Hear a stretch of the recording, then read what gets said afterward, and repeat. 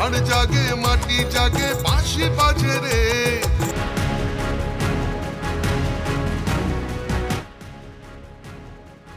রবিবার দিনভর কর্মসূচি মমতা বন্দ্যোপাধ্যায়ের। তারকেশ্বর থেকে কালনায় দলীয় প্রার্থী দেবপ্রসাদ বাগের সমর্থনে জনসভা। কিছুদিন আগে পূর্ব বর্ধমানে ভোট প্রচারে এসে মাতৃশক্তি কার্ড বিলি করেছিলেন কেন্দ্রীয় অর্থমন্ত্রী নির্মলা সীতারামন। সেই নিয়ে কটাক্ষ করেন মমতা। তিনি বলেন, এখানে এসে অর্থমন্ত্রী বেআইনিভাবে কার্ড বিলি করে গিয়েছেন। আমি তাকে ধিক্কার জানাই। বলি, নির্বাচনের সময় কার্ড বিলি করা মানে বিধিভঙ্গ।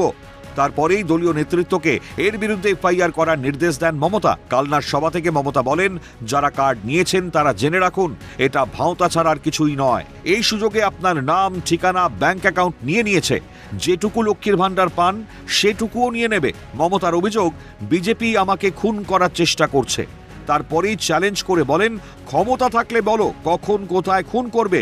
আমি একা দাঁড়িয়ে থাকবো, আমার সঙ্গে তৃণমূলের কেউ থাকবে না। বন্দুকটা আমার বুকে চালিয়ে দাও, আমি বুক পেতে নেব, কিন্তু মাথা নত করব না। অনেক করেছি, 105টা পরিকল্পনা আমাদের আছে জন্ম থেকে মৃত্যু অবধি।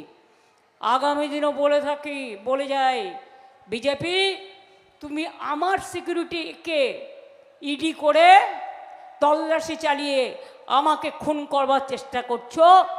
ক্ষমতা থাকলে বলো কখন কোথায় করবে। আমি একা দাঁড়িয়ে থাকবো, আমার সাথে তৃণমূল কংগ্রেসের কেউ থাকবে না।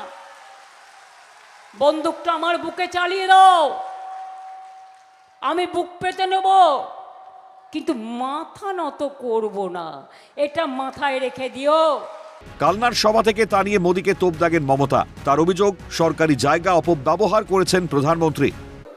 মাননীয় প্রধানমন্ত্রী, আমি আপনাকে চ্যালেঞ্জ করছি, আপনি কি করে চেয়ারে থেকে যখন একটা রাজ্যে ইলেকশন চলছে সরকারি মেশিনারি ইউজ করে আপনি ইললিগাল কাজ করেন, পলিটিক্যাল ক্যাম্পেইন করেন? আপনাকে মানুষের কাছে জবাব দিতে হবে। आपको रिप्लाई देना चाहिए to the people of India that you are doing the illegal campaign for your party.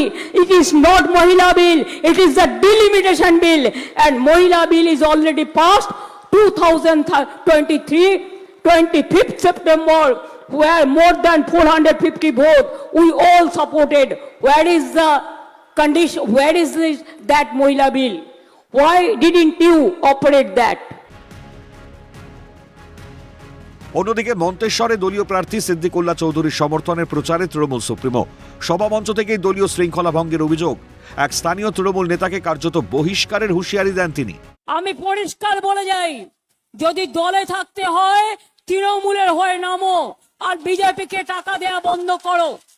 আর যদি দলে না থাকতে চাও কোনো অসুবিধে নয়, বিজেপি করলে আর আমার মিটিংয়েও তুমি আসোনি, তোমাকে আমি তাড়িয়ে দেবো, তুমি যে কোনো দল করতে পারো। এছাড়াও বর্ধমান দক্ষিণে তৃণমূল প্রার্থী খোকন দাসের সমর্থনে বর্ধমানে রোড শো করেন তৃণমূল সুপ্রিমো। বীরহাটা পর্যন্ত রোড শো মমতার। অরূপ সেনগুপ্ত ও রাজেশ খানের রিপোর্ট, ক্যালকাটা নিউজ।